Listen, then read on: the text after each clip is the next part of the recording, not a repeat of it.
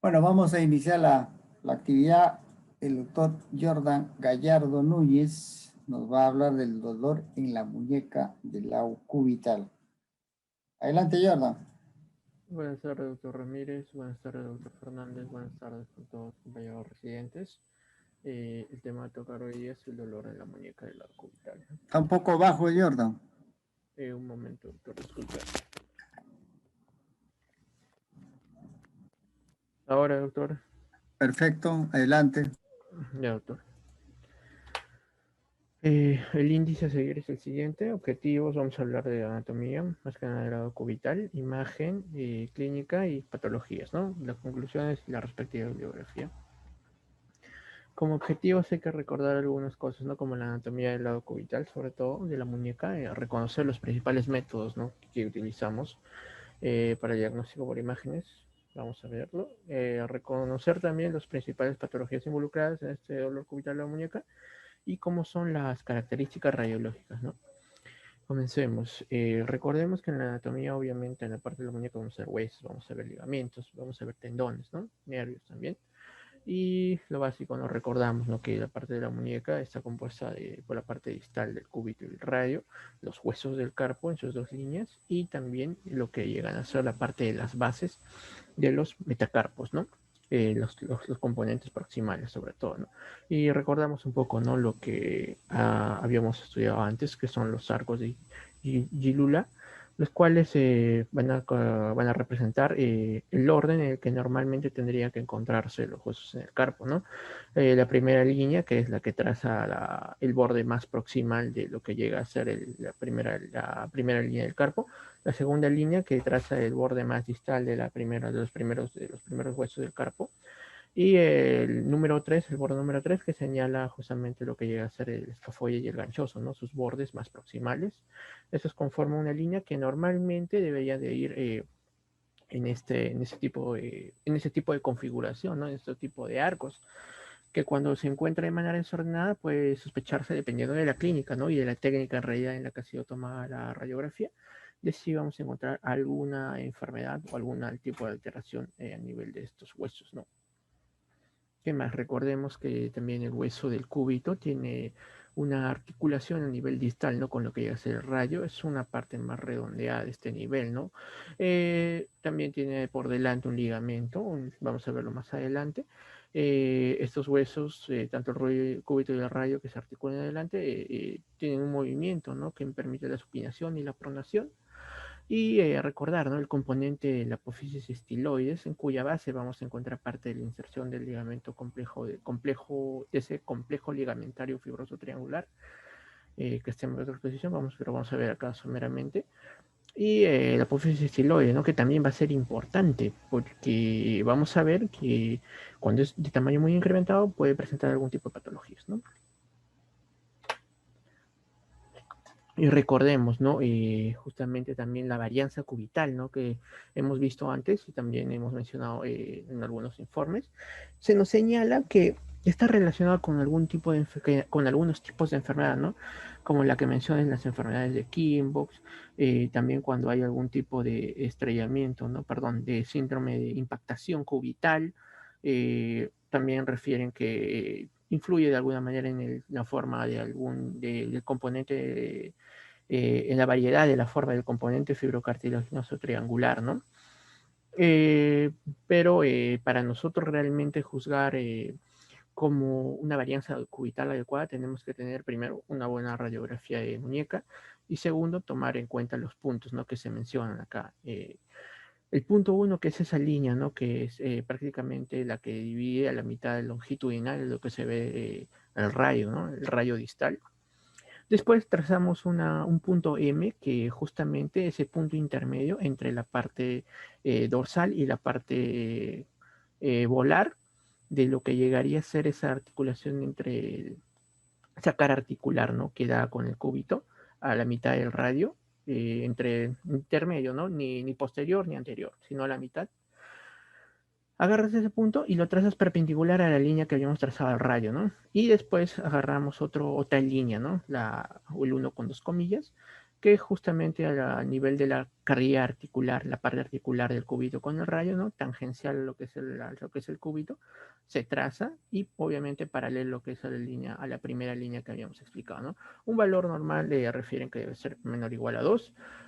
Se le llama varianza ulnar positiva cuando ese valor es mayor de 2, o sea, el cúbito está más arriba, ¿no? Un poco más arriba de su valor normal.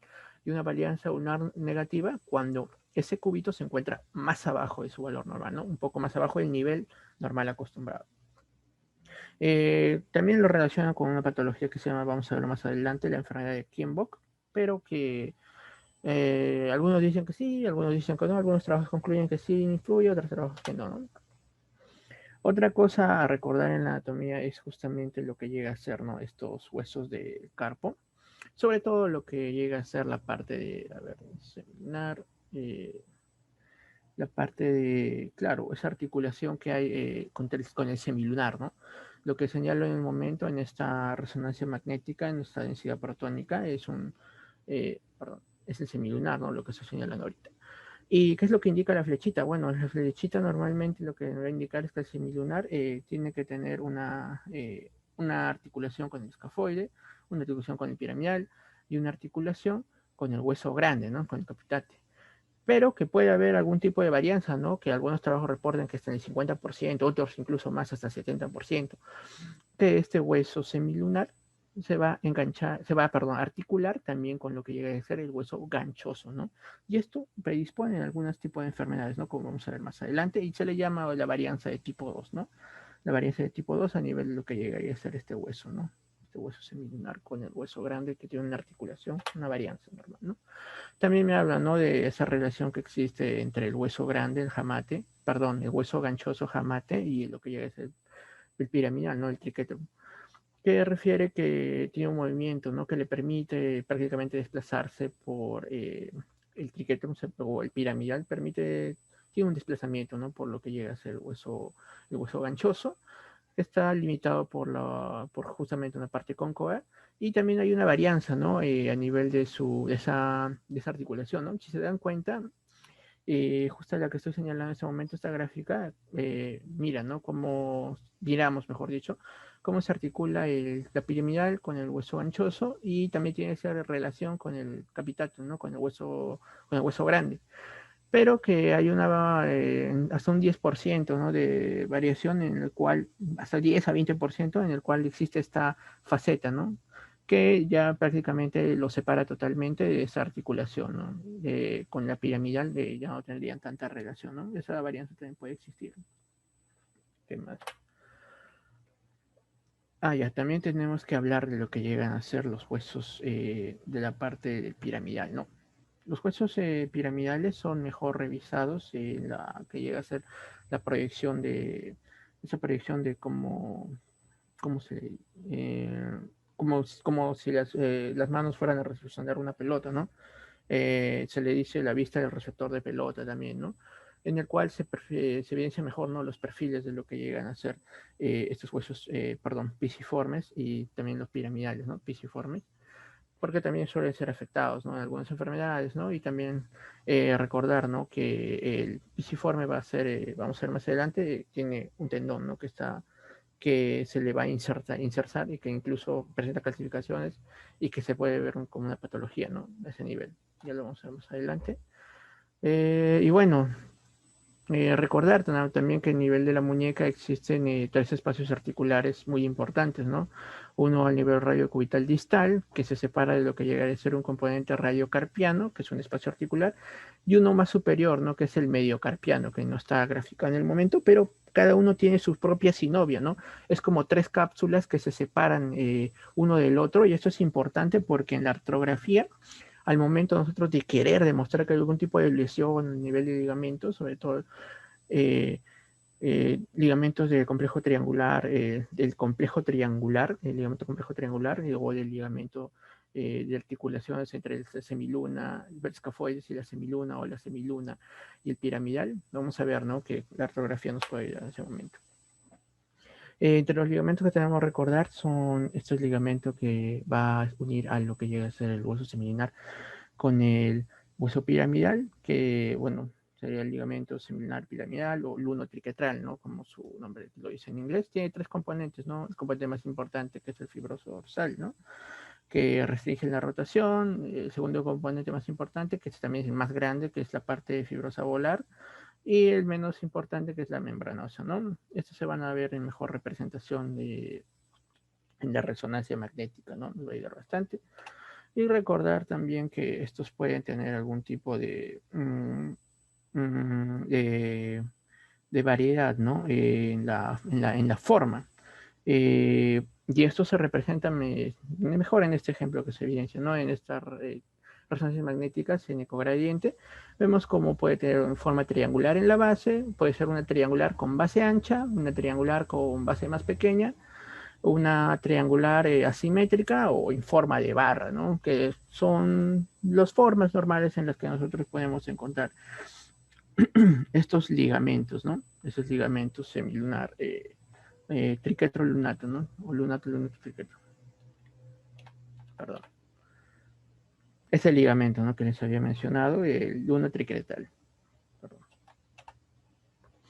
Y ya un poquito para hablar de lo que llegaría a ser, ¿no? Ese complejo ligamentario fibroso, fibrocartílago triangular.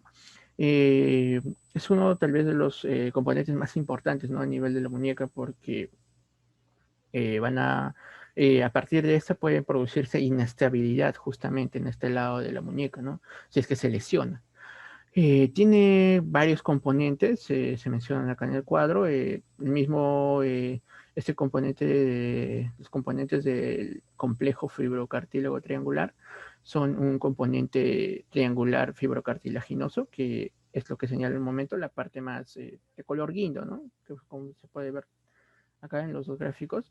También habla del ligamento eh, cúbito lunar, que se menciona acá, que lo señalo acá, componente, como su nombre dice, ¿no? El cúbito con la semilunar. Después también el ligamento unotricretal, o lo que uniría el cúbito con el piramidal, ¿no? Ah, perdón. Este sería, claro, el unotricretal, lo que uniría el cúbito con el piramidal, uno lunate o lunotricretal. En un menisco homólogo también, que es parte del cartílagos, una extensión más lateral. También habla del componente ulnar colateral, un cubital colateral, acá evidenciándose mejor. Y tanto el componente dorsal como palmar del palmar del ligamento radiocubital, ¿no? Por acá y por acá, ¿no? Tanto delante como detrás. Y también parte de la vaina, ¿no? De lo que llega a ser el tendón extensor del carpo, ¿no? Cubital del carpo. Se evidencia obviamente tanto como en el corte axial como en el coronal. Acá en este ejemplo vemos, ¿no? Un ecogradiente ponderado en T2 estrella. Parte, ¿no? Muestra parte de lo que llega a ser el componente, ese complejo fibrocartilaginoso triangular, ¿no? Un ligamento radiocubital dorsal, también el ligamento radiocubital volar o palmar, tendón extensor cubital, bueno, que con su vaina, ¿no? Conforma parte, muesca sigmoidal del radio, no tanto en realidad, y otros componentes también, ¿no? Que se señalan en esta ecogradiente ponderada entre dos, ¿no? Que muestra el disco, acá en la flecha blanca, parte del disco, y también esas dos láminas, ¿no? Triangulares que llegan a ser señaladas por estas flechas delgaditas de color blanco, y la flecha abierta que estaría señalando al homólogo del menisco, ¿no? Y acá en la punta de flecha lo que señalaría es el ligamento, la que va del cúbito al piramidal, ¿no? La ulnotricretal. Hay que recordar algunas cosas, ¿no? En ese componente del cartílago, perdón, ese componente discal, ese componente discal es importante mencionar, ¿no? En la irrigación, porque refiere que solamente su parte periférica está irrigada, ¿no? De entre 15 a 20% de la periferia, más la parte central, perdón, más la parte central, más la parte más distal, no está irrigada. Y el momento que cuando se lesiona, puede haber una lesión, esta puede conducir a una necrosis, ¿no? Y prácticamente no se va a salvar, ¿no? En esta gráfica lo que trato de mostrarles es de que dependiendo de la varianza cubital, por ejemplo, mientras más positiva es la varianza cubital, la forma de este complejo, fibrocartilaginoso triangular, se va a hacer más achatada, ¿no? Y en cuanto menor sea el valor de la varianza cubital, perdón, va a ser más grande, ¿no? Va a ser más ancho este complejo fibrocartilaginoso triangular. Era lo que le mencionaba, ¿no? La parte del disco como su irrigación, que es más que nada periférica, ¿no? Si es que hay una lesión central, muchas probabilidades de que vaya a una necrosis, ¿no? En cuanto a nervio y arteria, recordemos, ¿no? La arteria y el nervio cubital, sobre todo, ¿no? Lo que son los límites del canal de Guyon, ¿no? En su parte más dorsal, perdón, en su parte volar, vamos a iniciar lo que es el ligamento del carpo, ligamento volar del carpo, la parte palmar, ¿no? Parte dorsal. En su cara cubital vamos a ver lo que llega a ser pisiforme, en su cara más medial, perdón, claro, llega también el hueso ganchoso con su gancho. También en su parte más radial encontraremos esa relación, ¿no? Que existe con el retináculo flexor, ¿no? De, el retináculo flexor, lo que llega a ser retináculo flexor del túnel carpiano o el ligamento transverso del carpo, ligamento transverso del carpo, ¿no? También justamente lo que llegaría a conformar la base, ¿no? Y es importante, ¿no? Recordar este canal de Guyon que tiene una longitud más o menos de 4 centímetros, que va a estar alojando, ¿no? Lo que llega a ser el nervio cubital. En la resonancia magnética se va a evidenciar mucho mejor, ¿no? En esta densidad protónica vemos, ¿no? Que lo que señala prácticamente la punta de la flecha, perdón, la flecha larga de color negro, la que señala ahora, señala el nervio cubital, y la punta de la flecha señala lo que llega a ser la arteria, ¿no? Este canal generalmente con la resonancia magnética va a ser mejor evidenciada y puede incluso evidenciarse las patologías, ¿no? Que pueden llevar al síndrome del canal de Guyon, que vamos a ver más adelante, que pueden ser algún tipo de quiste, algún tipo de masa a ese nivel, o tal vez algún tipo de fractura, ¿no? Desplazada con compresión del mismo, ¿no? Pérdida de la forma del mismo, que va a llevar a la sintomatología, ¿no? Del paciente, que vamos a ver más adelante.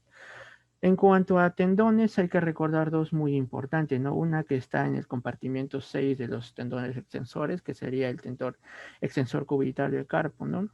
Que se va a llegar a insertar distalmente a nivel de la porción de, de la cara medial del quinto metacarpiano, ¿no? Y lo que llegaría a ser el flexor cubital del carpo, que señala acá con un círculo en la letra A, que se va a insertar en el pisiforme, ¿no? Y se fusiona parcialmente, ¿no? Con el ligamento del carpo. Son dos componentes que no solamente se pueden evaluar por resonancia magnética, ¿no? Sino también por ecografía para ver si tiene nuestro tendinitis, ¿no? Entonces ya en los hallazgos, los estudios imaginológicos que podemos usar, tenemos que mencionar lo que son las radiografías, ¿no? Que clásicamente son en su proyección posterior anterior, la oblicua y la lateral, ¿no? Todas estas nos pueden ayudar a evidenciar fracturas, nos pueden evidenciar también a veces cambios sutiles, ¿no? En la densidad, en las partes blandas, tiene aumento de volumen. La misma alineación, ¿no? La de Gilula que les había mencionado, las distancias entre cada carpo, ¿no? La conformación de cada hueso del carpo, ¿no? Vamos a ver cómo más adelante se puede alterar en las patologías. Y se pueden utilizar otras vistas adicionales, ¿no? Como esta para la vista del túnel del carpo, justamente, ¿no? Para evidenciar mejor lo que llegaría a ser las lesiones tal vez en hueso ganchoso o en el pisiforme, ¿no? Incluso también el trapecio, ¿no? Pero sobre todo a nivel del hueso ganchoso y lo del pisiforme, ¿no? Justamente también cuando llegan estos pacientes con síndrome de canal de Guyon y tienen tal vez un antecedente previo de traumatismo, ¿no? La artrografía antes era el estándar de oro y justamente era el estándar de oro porque permitía, ¿no? Evaluar estas articulaciones que son importantes, perdón, estos ligamentos que son importantes a nivel de estos espacios articulares, ¿no? Que se separaban, ¿no? Lo que menciono, lo que estoy señalando en el momento, llegaría a ser ese espacio articular radiocarpiano. Es la de lo que señalaría el espacio, prácticamente el espacio cubital, el radio cubital distal. Y lo que señala este MC es el espacio mediocarpiano, ¿no? prácticamente, ¿no? Y a estos niveles se inyectaba lo que ya era contraste y se podía evaluar, ¿no? Lo que llegan a ser los límites naturales de cada uno de estos compartimentos. Y los límites son entre los ligamentos que existen entre semilunar, perdón, el escafoides, el semilunar y el escafoides y el piramidal, ¿no? Esos ligamentos, o sea, el escafolunar o el lunotricletal, ¿no? Que si nosotros inyectamos, por ejemplo, a nivel de lo que llega a ser la articulación mediocarpiana y había solución de continuidad a este nivel, por ejemplo, se evaluaba o había una comunicación entre el espacio mediocarpiano y el rayo carpiano, una vez que primero se esté evaluando el espacio mediocarpiano, sugerían, ¿no? Alguna posibilidad de que haya lesión a nivel de esos ligamentos, ¿no? Y bueno, sobre todo a nivel de este ligamento no escafolunar, que es el más evaluado, pero el lunotricletal también, ¿no? Que puede presentar alteraciones. Y el límite entre el límite para la comunicación entre el espacio radiocarpiano y el espacio distal radiocubital llegaría a ser conformado por el complejo fibroso triangular, ¿no? Fibrocartilaginoso triangular, que también cuando presenta una lesión comunica, ¿no? Estos dos espacios justamente con el paso del contraste, ¿no? Pero había un problema, ¿no? Porque había algunas, tal vez algún tipo de variantes anatómicas, sobre todo el más importante nivel 1 tricretal, que dependiendo de la edad del paciente mientras más envejecía, refería que podía presentar algún tipo de pérdida de solución de continuidad a ese nivel, ¿no? Y permitía el paso del contraste y este paciente realmente no presentar síntomas, ¿no? Es por lo cual que también tenía que ser relacionado con la clínica todos estos hallazgos. Y aparte, bueno, es la arteografía clásica que era con rayos X, no, no podía haber de verdad, ¿no? Algún tipo de alteración a nivel de lo que llega a ser los ligamentos. Por lo cual, ahora realmente el patrón estándar de oro no llega a ser tanto esta artrografía, ¿no? Sino es la artroscopía, ¿no? A este nivel.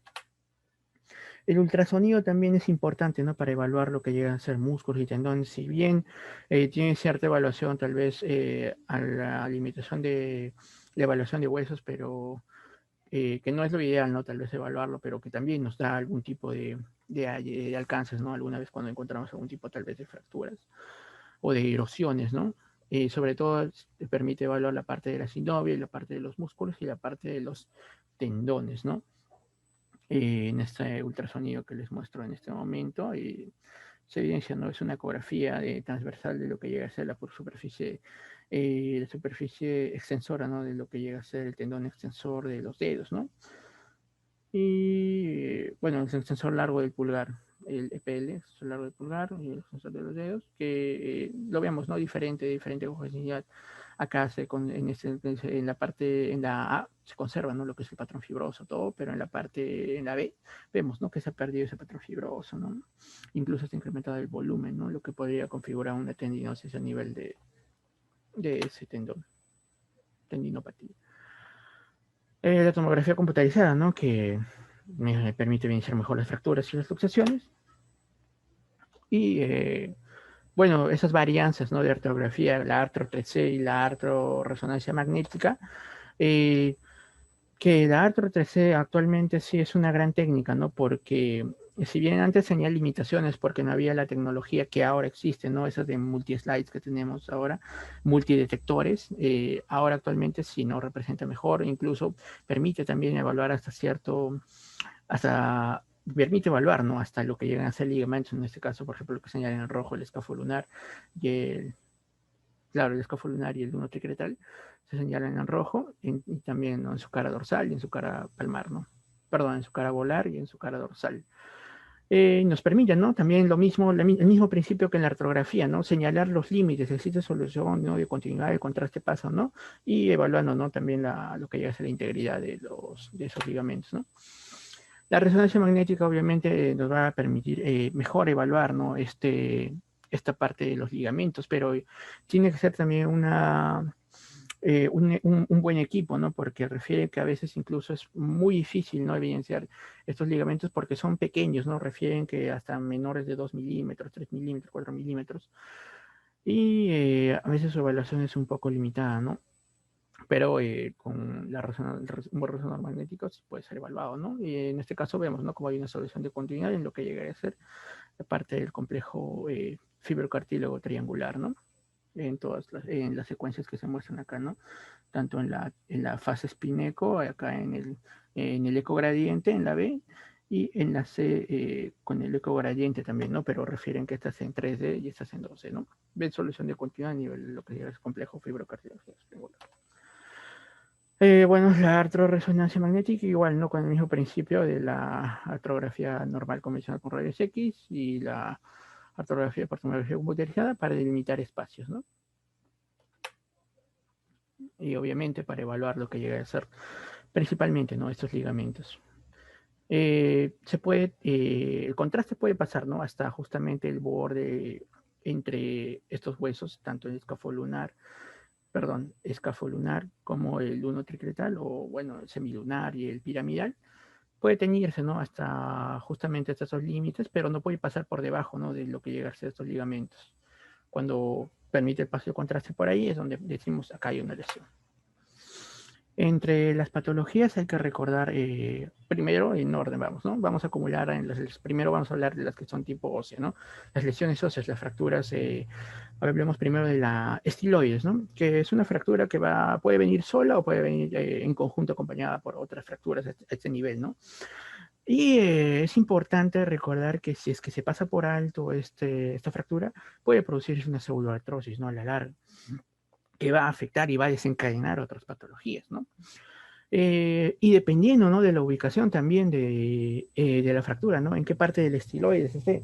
Porque, por ejemplo, si nosotros tenemos una fractura a nivel de lo que llega a ser el ápice de los estiloides, ya pues hay una fractura a ese nivel, se puede posteriormente hacer el tratamiento, ¿no? Para que otra vez esta fractura vuelva a consolidar con el cúbito.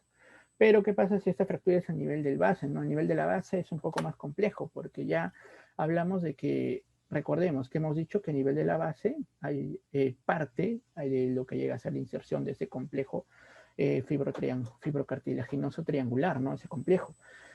Y justamente si hay una fractura de ese nivel puede presentar algún tipo de inestabilidad, ¿no? Carpal, porque puede haber una afección a nivel, ¿no? De esa articulación, como se muestra acá en esta resonancia magnética, ¿no? En esta T2 que muestra desgarro, ¿no? Completo de lo que llega a ser este complejo, ¿no? Fibrocartilaginoso triangular. Es por eso que es importante, ¿no? Reconocer y señalar en el informe si es a nivel de la base o a nivel del ápice, ¿no? Porque ese paciente va a tener una clínica diferente, ¿no? Y obviamente también va a tener que tener un cuidado diferente, ¿no?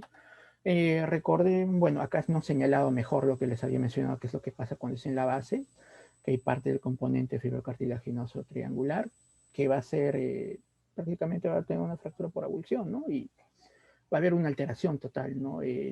Una inestabilidad a nivel del carpo, a ese nivel, ¿no? Cubital, ¿no? Y también, ¿no? En este caso se señala mejor en lo que llega a ser esta T2 FATSAT y esta corona, perdón, esta T1 y esta T2 FATSAT, ¿no? Que se evidencia, ¿no? Como en la T1 se ve como la parte de ese apófisis estiloide está separado de lo que llega a ser la base, ¿no? Del cúbito. Y, ya.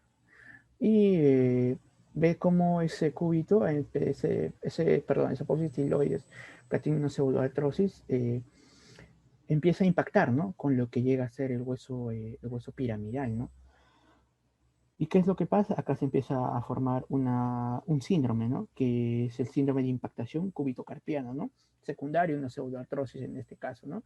Y se ve, ¿no? Como hay edema, ese nivel edema a nivel de lo que llega a ser piramidal y en edema también, ¿no? A nivel de lo que llega a ser la misma base de lo que llega, donde están insertando la estiloides cubital, ¿no?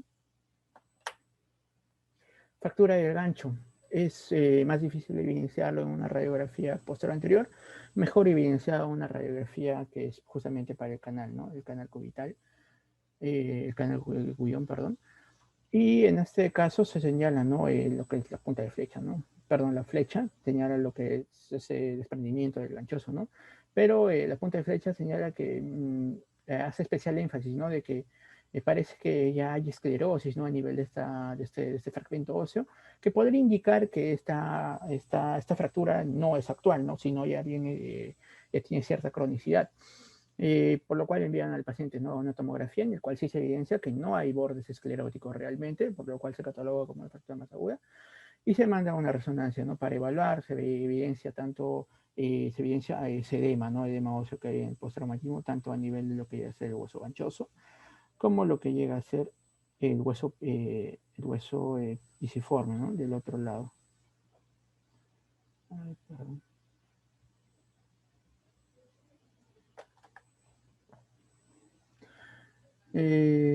También, ¿no? Para señalar lo que llega a ser de esas patologías de que también, ¿no? La fractura, lo que llega a ser a nivel de lo que el gancho.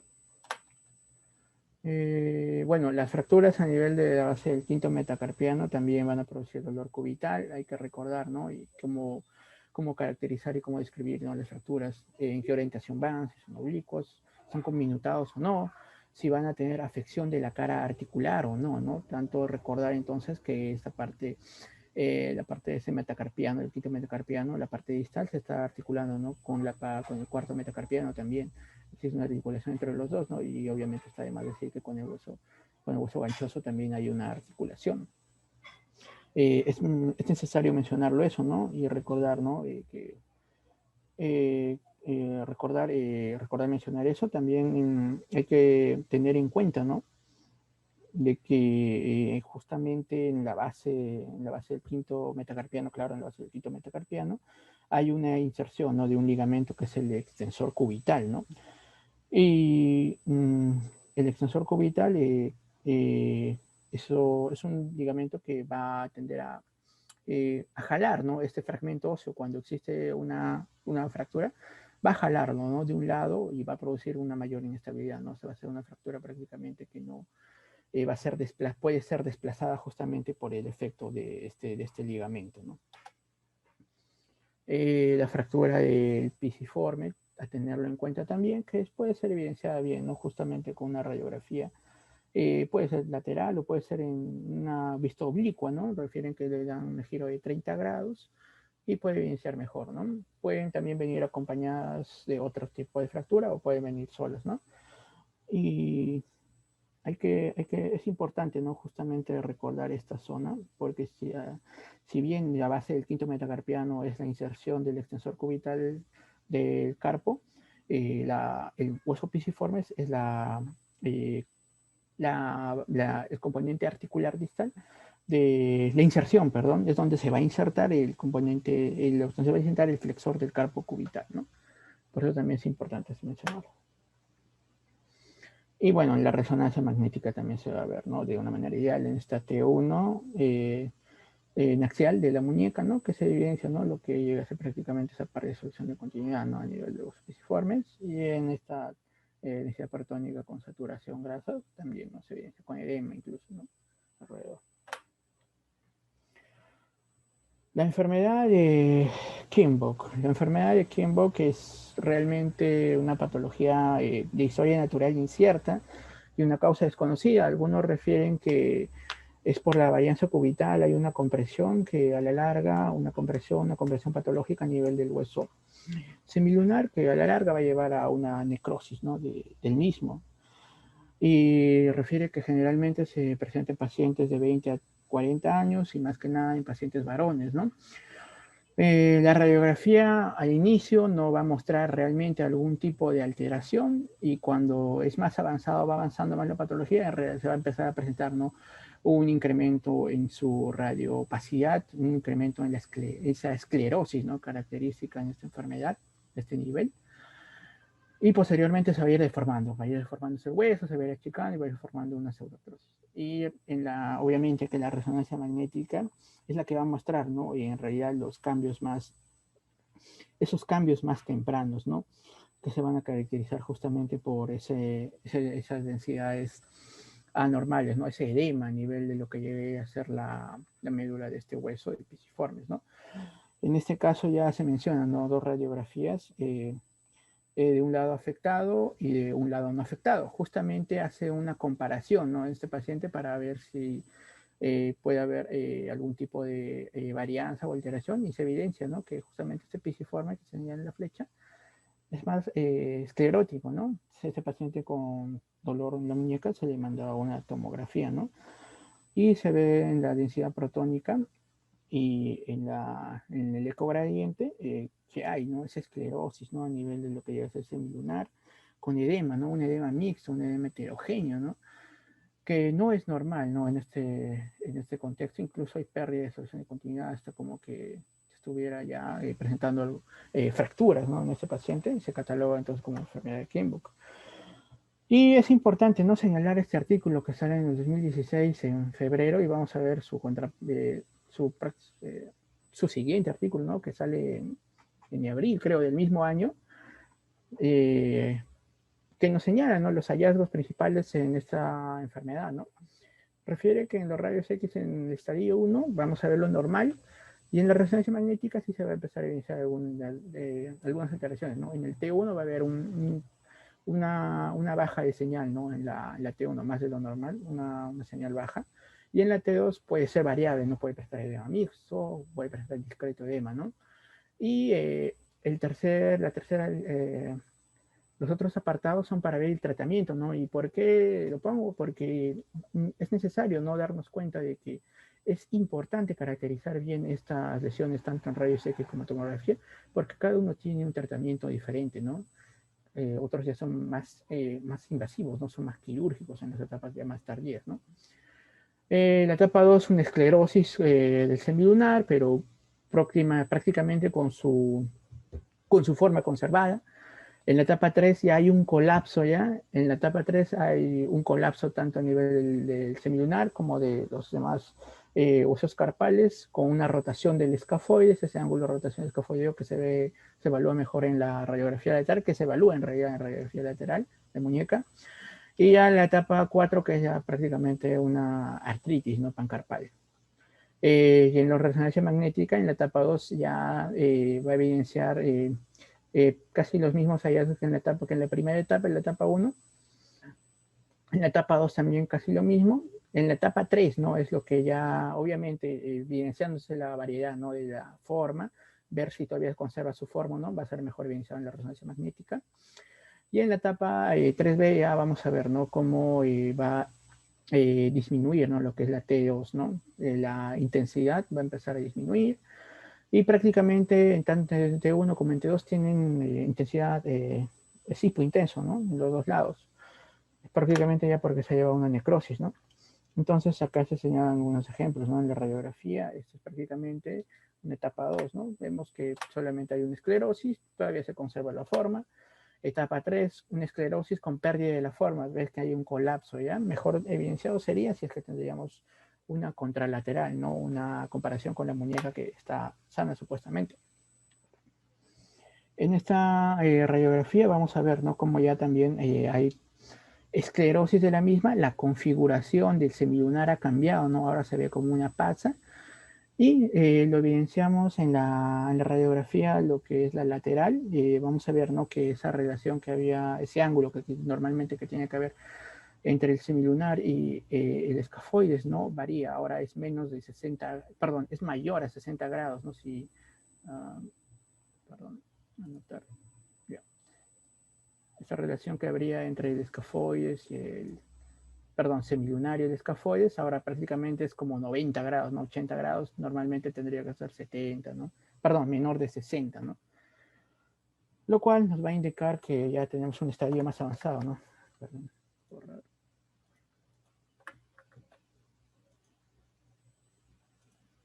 Ay, perdón, se ha quedado pausado esto. Pongo todos los dibujos. Ya. Lo cual ya nos señalaría un estadio más avanzado, ¿no? Que es un 3B ya.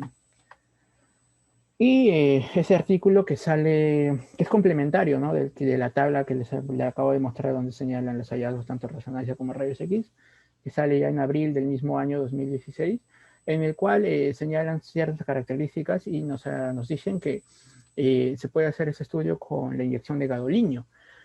¿Para qué? Para ver qué tanto necrosis hay, ¿no?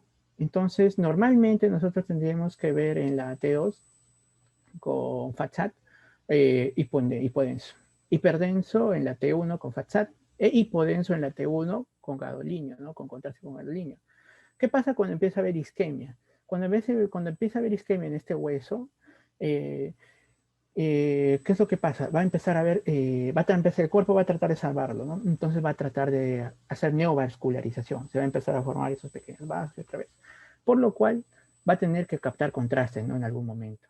Cuando esta captación de contraste es distal y los otros hallazgos en las otras secuencias, en la T2, por ejemplo, es más hiperintenso por el edema, en la T1 es más hipointenso justamente también por el edema, y en la T1 con contraste, capta contraste a nivel distal, perdón, a nivel proximal. ¿Qué es lo que pasa? Refiere a que este paciente ya tiene una isquemia, ¿no? Todavía es viable, pero cuando es parcialmente necrótico, refieren que este paciente, su sección proximal puede tener hiperintensidad por el edema o ya puede tener hipointensidad, ¿no? Porque ya es un compromiso mayor. En la T1 puede mostrar hipointensidad justamente por el edema. Y en la T2 puede tener una ganancia, un realce al contraste, ¿no? Ya no tanto proximal, sino un poco más medial, un poco más distal, pero todavía hay una parte que puede ser salvada, ¿no? De este compromiso de Kimbok.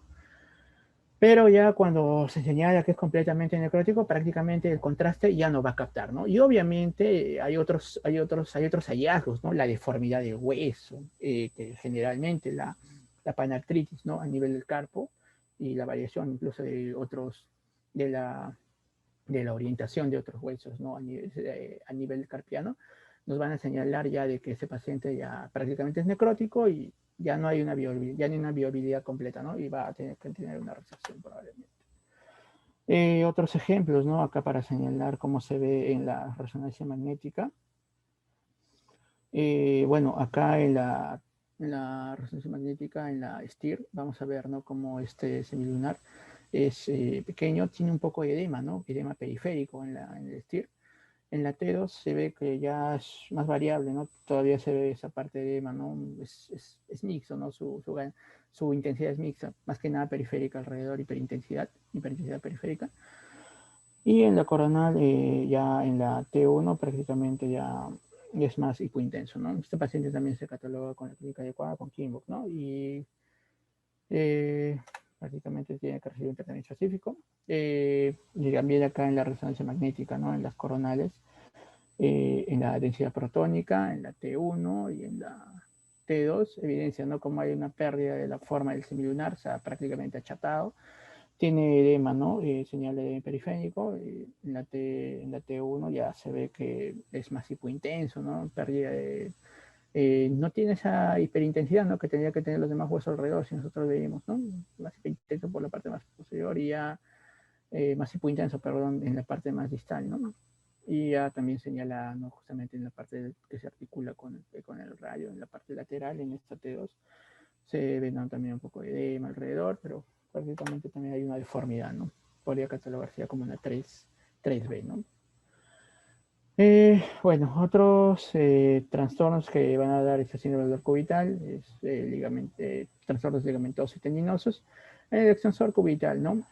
Que puede haber una luxación, ¿no? Acá tenemos el extensor cubital que normalmente tendría que estar acá a nivel, ¿no? Del borde cubital, que tiene como su concavidad, que normalmente es su posición normal, pero este paciente cuando nosotros lo evaluamos vemos, ¿no? Que hay una subluxación, ¿no? Y esto va a corresponder, ¿no? A prácticamente una subluxación justamente de este tendón, ¿no? El extensor común ulnar, extensor cubital carpal, ¿no? Y bueno, normalmente tendría que seguir en esta misma posición, ¿no? Pero acá se ha luxado cuando se le ha hecho un movimiento, ha pasado de pronación a lo que llega a ser la supinación, ¿no? Y ¿qué más? También puede haber una subluxación, ¿no? Cuando no sale completamente de ese compartimento. Y también se puede evaluar, ¿no? Su sinovia. Si existe una tenosinovitis, se va a ver, ¿no? Se va a evidenciar un engrosamiento de la sinovia, ¿no? Que puede acompañar también de líquido periférico, ¿no? A nivel de este extensor carpal lunar, extensor carpal cubital. Los desgarros también pueden evidenciarse por ecografía y también por resonancia magnética, ¿no? En estas imágenes coronal y axial, ¿no? Del ecogradiente, ¿no? Se ve como hay una hiperintensidad y pérdida de fibra del patrón fibrilar normal, que se evidencia mejor, ¿no? En la axial, ¿no? En este caso hay un desgarro, ¿no? De lo que llega a ser el componente extensor cubital lunar. Tendinitis del flexor cubital del carpo, ¿no? lo que les había mencionado, esta patología, si bien tal vez no es bien evaluada por rayos X, y por rayos X tal vez se va a hablar de un tipo de densidad incrementada en partes blandas, teniendo en cuenta y sabiendo dónde se encuentra, dónde inserta, nosotros podemos analizarlo, ¿no? Incremento de partes blandas a este nivel, justamente debajo de lo que llega a ser el pisiforme, y puede calcificarse también, ¿no? Como se evidencia acá en la radiografía lateral y en la radiografía frontal, ¿no? Por lo cual es importante, ¿no? Siempre pedir estas dos proyecciones. Eh, Puede ser relacionado con enfermedades de tipo ocupacional, ¿no? También estos pacientes, algún tipo de traumatismo también. Y también esas calcificaciones, ¿no? Y esas alteraciones a nivel de este tendón, del tendón, de este tendón flexor. También se puede evidenciar en lo que llega a ser la resonancia magnética, ¿no? Bueno, acá tenemos un corte sagital de lo que llegaría a ser una resonancia magnética de muñeca en densidad protónica FATSAT. Muestra un poco, ¿no? De edema, lo que señala la punta de la flecha, a nivel de partes blandas, ¿no? Con un engrosamiento del tendón, ¿no? Del flexor cubital, del carpo y, bueno, que justamente está cerca, ¿no? A la tendinitis, ¿no? Perdón, a su inserción, ¿no? Justamente a su inserción en el pisiforme, ¿no? Que nos puede señalar una tendinitis. En la T1 no vemos que a ese mismo nivel se evidencian zonas más hipodensas, perdón, hipointensas, que nos puede señalar lo que llegan a ser las calcificaciones, ¿no? Y bueno, en este paciente, son todos esos estudios del mismo paciente, hicieron como que una regresión y al principio que no evidenciaban ninguna alteración en la radiografía, refieren que posteriormente ya evidenciaron como una intensidad, ¿no? Perdón, un incremento de densidad de partes blandas, ¿no? Justamente a nivel de lo que llega a ser la inserción de lo que es el hueso, perdón, de lo que llega a ser el tendón flexor carpal ulnar, ¿no? El dolor neurológico, que es prácticamente el síndrome del canal de Gullón a este nivel, es el atrapamiento, ¿no? Cubital en el canal de Gullón, una deformidad del canal cubital, del canal de Gullón, que puede ser puede ser por quistes, puede ser por gangliones, puede ser por masas, puede ser tal vez por un fragmento del hueso ganchoso que se ha desplazado en algún tipo de fractura, y los rayos X generalmente nos van a ayudar a evaluar esa parte, ¿no? Esa parte de fractura, si existe ese nivel o desplazamiento o algún tipo de formación cálcica a ese nivel. En cambio, la resonancia magnética, que es un poco más, nos va a ayudar un poco más, ¿no? Para delimitar si hay algún tipo de otras patologías como lipomas, tal vez, ¿no? Como quistes, ¿no? En este caso se ve, ¿no? Una T1 inaxial que nos muestra, ¿no? La ubicación de lo que llega a ser un quiste ganglionar, ¿no? Lo que señala con este que está prácticamente aplanando, ¿no? Lo que llega a ser el nervio, perdón, el canal de Gullón y con él mismo al nervio cubital, ¿no? Y bueno, también este paciente se evidencia cortes más distales, la musculatura, ¿no? De lo que llega a ser musculatura tanto el carpiano como el metacarpiano, ¿no? Se evidencia que se evidencian esas alteraciones, ¿no? En esta resonancia magnética de densidad protónica, eh, como los músculos, tanto a nivel interóseos, lo que señala con la flecha grande, y el abductor del pulgar tienen una intensidad diferente, ¿no? Son un poco más intensos con respecto a lo que llega a ser el otro componente muscular, ¿no? Que se ve adyacente, ¿no? Y esto generalmente pasa, ¿no? Cuando hay un compromiso del nervio del canal de Gullón, ¿no? Ya que justamente son músculos que son inervados por el mismo, ¿no? Hay un compromiso que posteriormente puede llevarse incluso a una atrofia, ¿no? Un reemplazo graso de los mismos, ¿no? Cuando esta patología es muy crónica y más compromete mucho más tiempo, ¿no? Eh, Mucho más tiempo lo que llega a ser la compresión del nervio cubital. Otros hallazgos que se pueden hallar en la resonancia magnética es la intensidad incrementada, ¿no? Justamente en las secuencias susceptibles al líquido, ¿no? Del nervio cubital, ¿no? Bueno, la inestabilidad carpiana, vamos a hablar de la disociación lunotricretal. Recordemos que a este nivel justamente hay ligamentos, ¿no? ¿Qué pasa cuando se rompen? Bueno, entonces se va a alterar la forma de estos huesos, ¿no? En la radiografía, ¿no? En este caso vemos como hay un distanciamiento prácticamente entre lo que llega a ser bueno, primero lo que llega a ser el escafoides, ¿no? Que pierde su forma, tiene una forma más acá de una pirámide, y tiene una separación, ¿no?, más pronunciada con lo que llegaría a ser el piramidal, ¿no? Que estos son los hallazgos que se pueden evidenciar en los rayos X, ¿no? Algunas veces no puede evidenciarse realmente esas alteraciones.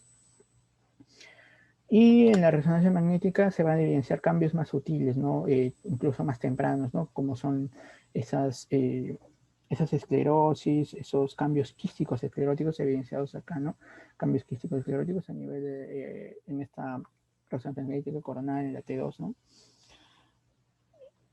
Perdón. Y en la T1, ¿no? Se evidencia, ¿no? Como hay una pérdida de... No se evidencia de manera normal ese ligamento que tendría que estar uniendo la base de estos dos huesos. Por lo cual se concluye como que hay una alteración de ese nivel, se desprendió se ha roto ese ligamento, hay una disociación lunotricretal, ¿no? Con lesión justamente del ligamento lunotricretal. La inestabilidad mediocarpiana que evalúa, ¿no? Evalúa un complejo ligamentario que le dicen algunos el ligamento arcuato del carpo, ¿no?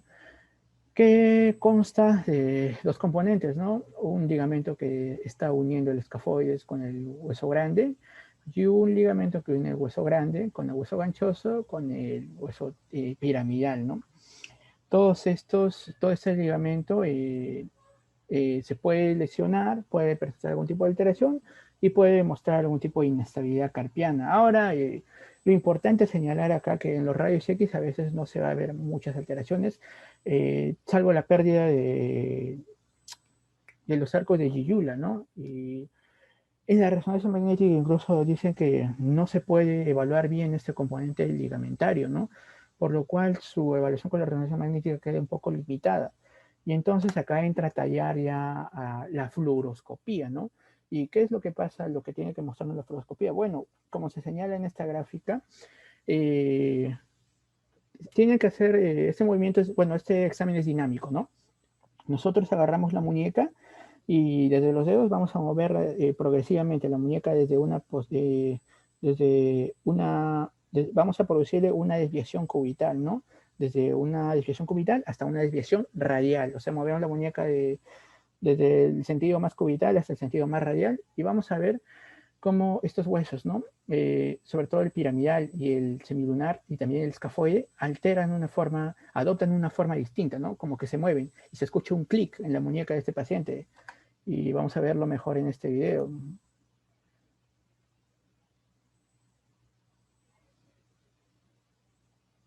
Ven cómo hay un movimiento justamente de los huesos de lo que llegaría a ser más que nada la primera línea del carpo, ¿no? Ese clic y esa orientación distinta, ¿no? Que corresponde justamente con la clínica adecuada a lo que llegaría a ser una inestabilidad justamente mediocarpiana, ¿no? El trastorno de la articulación cubital, podemos hablar de la inestabilidad articular radiocubital distal, justamente por lesión a diversos ligamentos que habíamos hablado, ¿no? Radiocubital, tanto en su cara dorsal como en su cara palmar. Es evaluado en los rayos X, mejor en la radiografía lateral, ¿no? En la cual no hay una superposición adecuada de lo que llega a ser el cúbito ni el radio, ¿no? En esta radiografía lateral de la muñeca podemos evidenciar, ¿no? Cómo se desplaza más posteriormente el cúbito, ¿no? Y le refieren que la tomografía es mucho mejor, incluso para evaluar esta inestabilidad, ¿no? Hay muchas técnicas, se refiere que realmente cada una de estas es muy útil. Yo he cogido una del CERAM del 2016, en la cual evalúa tanto la muñeca, esa disociación, ¿no? A nivel radiocubital distal, esa inestabilidad en esa articulación, la evalúa en la posición prona, la evalúa en la posición supina y la evalúa en la posición neutra, ¿no? Y dan ciertas medidas, ¿no? Y ustedes dirán de dónde salen los números, todo eso. Tenemos que trazar, ¿no? Ciertas relaciones tiene que haber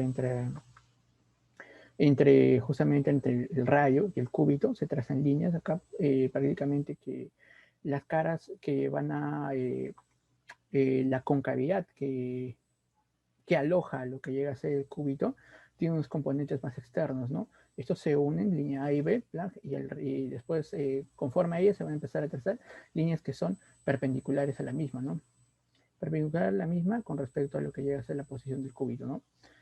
Primero entonces agarramos la línea A y B, la trazamos y posteriormente empezamos a trazar líneas perpendiculares justamente la misma y vemos en cuánto, ¿no?, de medida está relacionándose, ¿no?, con este cúbito a nivel de IC, por ejemplo, acá, ¿no? En este, lo que haría ser, en esta en posición más neutra, se evalúa los valores, ¿no?, que serían,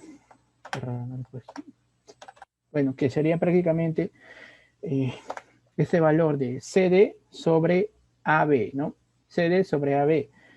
Ese valor, cuando es en posición neutra, tendría que evaluar, tendría que ir de menos 0,25 a 0,26, ¿no? En este caso, prácticamente ha ido un valor de menos 0,1 que entra dentro de los valores normales, por lo cual no hay ninguna alteración, pero ya en este caso creo que ni siquiera es necesario sacar, ¿no?, realmente matemáticas, pero la técnica nos indica que lo deberíamos de hacer y bueno, trazamos, ¿no?, los puntos distales justamente donde se aloja el cubito y también trazamos, ¿no?, esa línea perpendicular hasta el punto más distal de donde se aleja el borde más distal, ¿no?, de lo que llegaría a ser el cubito. CD sobre AB, en este caso CD sobre AB ha salido más o menos de un radio de 0,5, lo cual ya no encajaría, ¿no?, en este patrón. Se pasa de los valores normales, ¿no?, de cualquiera, y bueno, se evidencia la luxación, ¿no? Hay otra enfermedad bueno, hay otra deformidad que también ocasiona dolor cubital, que es la deformidad de Madelung, que se refiere, ¿no?, al arqueamiento de lo que llega a ser la diáfisis, ¿no?, radial, con aumento del espacio interóseo y luxación dorsal de la articulación, ¿no?, de la articulación radiocubital, ¿no?, en la parte, obviamente la parte distal, ¿no?, con un aumento, ¿no?, interóseo entre los mismos y una luxación también, ¿no?, que se puede evidenciar, o una subluxación. Bueno, todo a raíz de que hay un arqueamiento, ¿no?, a nivel del hueso radio, ¿no? Síndrome de impactación, bueno, esto al contrario de lo que mostraba que había un arqueamiento de hueso radial, el síndrome de impactación, o sea, en este caso el síndrome de pinzamiento cubital, es una afección en la cual hay un cúbito corto, ¿no? Por X motivo, que haya habido una osteogénesis perfecta, que haya habido algún tipo de traumatismo anterior y que haya habido una resección, etcétera, en la cual este paciente va a tener justamente, como hay una alteración de ese nivel, va a haber, ¿no?, ese dolor, ¿no?, a la pronación y a la supinación, y se va a evidenciar, ¿no?, artrosis en la articulación radiocubital distal, ¿no? Y incluso algunos tratan de relacionarlo con la varianza cubital negativa, pero que ya nosotros, si es que tenemos en cuenta la base de esta enfermedad, que es prácticamente un cúbito cortado, siempre va a haber, ¿no?, una varianza cubital negativa en estos pacientes, ¿no? Se va a empezar a mostrar, ¿no?, lo que llega a ser edema, lo que llega a ser incluso lo que se señala, ¿no?, en la resonancia magnética, primero en esta STIR, en la cual se va a mostrar esta hipodensidad, ¿no?, que llegaría a ser una geoda, ¿no? También se muestra edema óseo, ¿no?, alrededor de esta misma geoda, con la parte que está impactando, y la T1 ya más hipointenso, ¿no? Eh, también señala, también relacionado con edema, justamente porque hay este cortamiento anormal, ¿no?, que hay una pinza cubital anormal, radiocubital anormal, no distal, por lo cual se empieza a generar esclerosis, se empieza a generar edema, se empieza a generar geodas, ¿no?, lo que se señala acá justamente en este STIR, y acá evidenciado también la T1, ¿no?, como 50.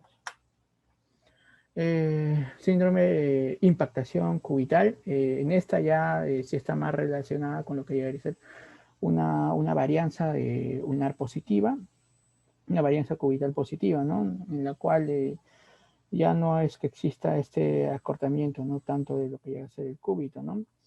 Puede también presentarse en realidad también con varianza cubital neutra o también varianza cubital negativa. Va a la larga a afectar, ¿no?, a los componentes ligamentarios como el complejo fibrocartilaginoso triangular. Y bueno, también el acortamiento del radio es una de las características, ¿no?, en esta patología. También por diferentes motivos, ¿no?, osteogénesis perfecta, algún tipo de operación, tal vez postraumatismo. pero que generalmente se presentan, ¿no? Con esa alteración a nivel del radio que es más pequeño, ¿no? Pero no es determinante la variación cubital en positiva, ¿no? Para que se dé la enfermedad en realidad. Bueno, esta resonancia magnética, ¿no? Evidencia mejor, ¿no? El ecogradiente, la densidad protónica y el STIR, ¿no? Se ven alteraciones, ¿no? Al nivel de lo que llega a ser el nivel complejo ligamentario, ¿no? Hay primero, bueno, también al mismo tiempo vamos a iniciar, ¿no? Un poco de edema de médula ósea, bueno, más discreto. Y bueno, también va a haber una esclerosis, ¿no? De lo que llega a ser el mismo hueso semilunar, ¿no? Que también se afecta. Y bueno, lo que señala la flecha, ¿no? De esa esclerosis que le he estado comentando, el mismo edema, ¿no? Que se evidencia mejor acá en las secuencias susceptibles a fluidos. Y también vemos, ¿no? Como hay una alteración a nivel de ese complejo ligamentario, ¿no? Que se señala acá en la punta de flecha y una discontinuidad anormal del complejo fibroso ligamentario triangular, ¿no? Que también es afectada en esta enfermedad. El síndrome del pinzamiento semilunar ganchoso. Se había mencionado que esta es una varianza, ¿no? Entre el hueso semilunar y el hueso ganchoso que se puede presentar en 50% de varianza en los pacientes. En la radiografía se va a iniciar, ¿no? Un contacto anormal que puede estar seguido de esclerosis, ¿no? Incremento de desarrollo de opacidad a nivel de lo que llega a ser hueso pisiforme y también la punta del gancho. Evidenciado, ¿no? Mejor en lo que llegaría a ser las secuencias de resonancia magnética, ¿no? El ecogradiente, densidad protónica y el STIR, ¿no? Que ven, ¿no? Que hay edema justamente a este nivel y también un poco a nivel de lo que llega a ser el hueso semilunar, ¿no? Síndrome de impactación cubital de la apófisis tiloides. En esto es importante recordar una cosa, ¿no? Que la apófisis tiloides tiene una medida. Normalmente tiene que ser menor de 6 milímetros. Cuando es más de 6 milímetros, ya podemos, y con la clínica adecuada, podemos sospechar de que el dolor cubital en este paciente está siendo producido justamente por un síndrome de impactación cubital, ¿no? Con lo que llegaría a ser el hueso, perdón, pisiforme, ¿no? Lo que señala acá mejor en este gráfico. Y hay un rango, ¿no? Hay una fórmula también para saber si este estiloides es de un tamaño normal. Tienes que tomar en cuenta lo que llega a ser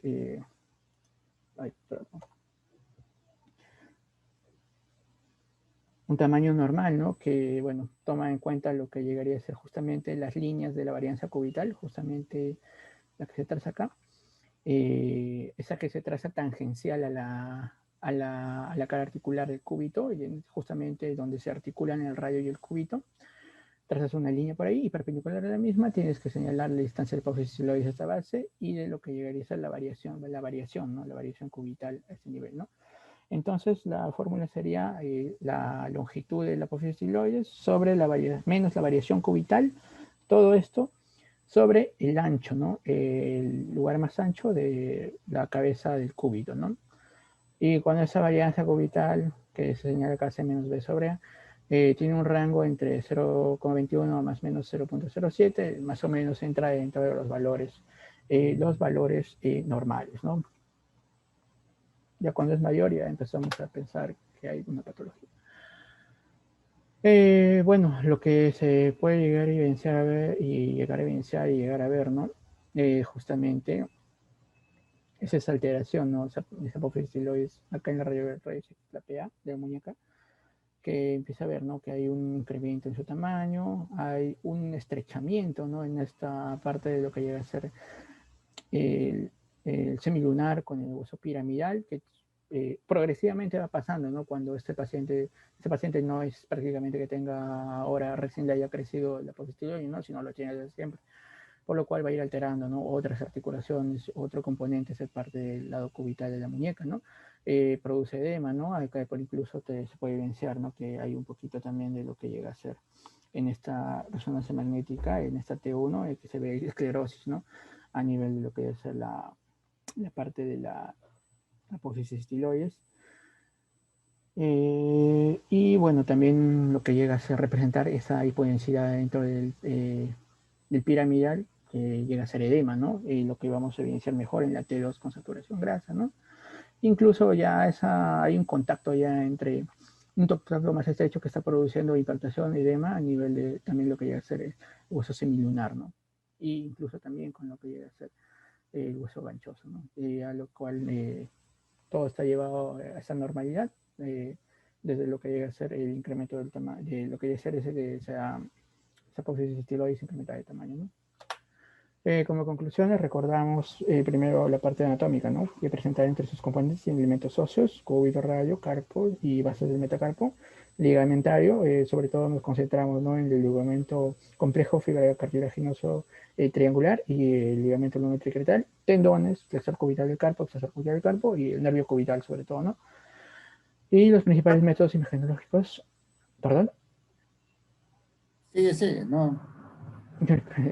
Entonces, los principales métodos imagenológicos, rayos X, tomografía, ultrasonido, resonancia y la artrografía, ¿no? En sus variantes, rayos X, fluoroscopía, tomografía computarizada y resonancia magnética. Y las principales patologías, ¿no?, se pueden clasificar entre grandes grupos, como lesiones óseas, trastornos ligamentosos, tendinosos, dolor neurológico, inestabilidad carpiana y trastornos de la articulación radiocubital, así como síndromes de impactación, ¿no? Prácticamente me he basado en estos 3 artículos, principalmente para la presentación. Y en Radiopedia, ¿no?